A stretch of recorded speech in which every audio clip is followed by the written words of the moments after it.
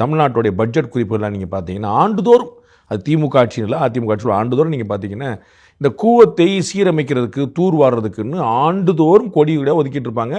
சென்னை மாநகராட்சியும் அப்பப்போ ஒதுக்கும். அதுக்கு அந்த சரியான வார்த்தையை வச்சிருக்கான் பாருங்க, ஒதுக்கும், அப்பப்போ ஒதுக்கும், அவ்வளோதான். அப்போ எங்கே போச்சு அப்படிங்கிற ஒரு கேள்விக்கு பதில் கிடையாது. அப்போ 1400 கோடி ரூபா செலவழிச்சோம். நம்ம வந்து நல்லா கேள்விப்பட்டிருக்கோம், போன மழைக்கு 80% மழை வெள்ளத்துக்கான பணிகள் வந்து, அதாவது நம்ம வந்து அதோடைய வடிகால் பணிகள் வந்து நிறைவேற்றப்பட்டுருச்சுன்னு சொல்லி சொன்னாங்க. 80%, ஆளுக்கு ஒரு நம்பர் சொன்னாங்க. the highest number is 80. போன வருஷமே 80% பணிகள் முடிவடைஞ்சிருந்தா இன்னைக்கு வந்து 1 இயரில் 20% ரெஸ்ட் முடிஞ்சு 100% முடிஞ்சிருக்கும் இல்லை.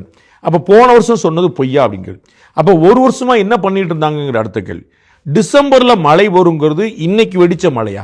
என்னங்க டிசம்பர் திடீர்னு மழை வந்துருச்சுன்னு யாராவது சொல்லணும். இந்த டிசம்பர்ல மழை வருதுங்க. நம்ம வந்து 2014 நம்ம பார்த்துருக்கோம் பெருமழை. 2015 பெருமழை வந்தது. அப்போ இருந்து நமக்கு ஒரு பெரிய ஒரு பேட் எக்ஸ்பீரியன்ஸ் நமக்கு இருக்கு.